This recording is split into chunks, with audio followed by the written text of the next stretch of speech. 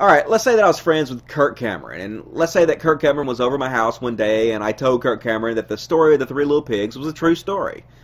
Now, I think we can all agree that Kirk Cameron would have to be incredibly stupid to believe me, especially if I don't give him any evidence, if I didn't back it up with some kind of scientific information, some kind of research done by a respectable source. If I didn't give him any evidence at all and he believed me, we can all agree that he is very, very stupid.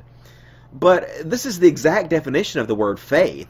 Faith means to believe in something that you don't have any proof for, which is exactly the same thing as Kirk Cameron believing me when I tell him that the story of the Three Little Pigs is true. Now, every single one of us would make fun of Kirk Cameron if he believed me for telling him that without any evidence. Which makes me wonder, why does our society revere men of faith? Because it's exactly the same. These men are the biggest retards of our society. They take great pride in believing in things without any evidence. Faith is not something you should be proud of. Faith is something to be scorned, ridiculed, and mocked at every chance. Because why would anyone believe anything without evidence? This is an insane way to live your life. Faith does not make you pious. Faith makes you gullible. The definition of the word gullible is to be easily tricked or deceived. And who are the people who are easiest to trick and deceive? The people who believe in things without any evidence. The faithful. Of course, I realize that most Christians don't consider themselves to be gullible. They believe there's lots of information backing up Christianity. They've been told this over and over again by preachers and their friends and their family, and so they just believe it. But when you actually go to Christians and you actually ask them point blank what the evidence is, you find that they have no idea. Now, if you talk to them online, they go look it up real fast, and they copy and paste things from Christian websites. But if you talk to them one-on-one in the real world and you ask them what the information is, normally they have no idea. And really, they don't care. Just knowing the evidence exists is enough for them, and it doesn't bother them at all that they don't actually know what it is. Because not knowing what the evidence is only makes them more faithful, and in their minds, the more faithful they are, the better. But the more faithful you are, not the better. This is ridiculous. This is exactly the same thing as Kirk Cameron believing the Three Little Pigs is a true story. There's no difference here, people. Fortunately, there are some Christians who actually do want to know what the evidence is. They don't want to just take the Bible on blind faith, so they go and research it for themselves. And time again, when they do this, they go to the same exact three sources: Ken Hovind, Lee Strobel, and Josh McDowell. And then once they've gone and read what Lee Strobel, Josh McDowell, and Ken Hovind have to say, they normally think to themselves, well, that proves it. I was right all along to be a Christian, but you weren't right all along to be a Christian. This is incredibly flawed logic. It's exactly like this. Let's say I was in the Nazi Party, and one day I decided, hey, I better go research it and see if being in the Nazi Party is really a great idea.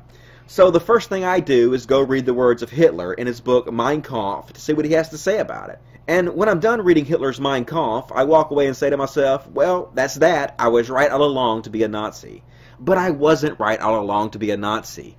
If you only go and read the words of Hitler to see if Nazism is a good idea, you're obviously going to walk away with a positive spin about Nazism. Likewise, when you only go read the words of Christians when you're researching Christianity, you're obviously going to walk away with a positive spin on Christianity. Duh. If you want to be intellectually honest with yourself, you're going to have to go one step forward, and it's a big step. You're going to have to actually research what these men have to say and see what the experts say about it. See if the experts agree with Ken Hovind. See if the experts agree with Josh McDowell and Lee Strobel. And if you'll actually do this, if you'll actually go out and research all this stuff for yourself, then you'll find what me and many, many people before me have found out. You have been deceived since birth by people who meant well, but ultimately did not really have enough information to break free of the curse of faith. Because that's what faith is. Faith is a curse of not having enough information. Now, your mother, your father, your grandfather, your grandmother, they all meant well. None of them knew they were lying to you, but they didn't have enough information to know any better. But here's the good news. You do. You have enough information to break free of the curse of faith, because you live in a glorious time where practically anything you want to know is available to you instantly. You don't have to take things on faith anymore. You can know for sure right now what is more probable to be true than not. You just got to do a little research. Our society no longer has to be imprisoned by a Bronze Age mythology written by primitive people. We have cell phones and high-definition TVs and computers now.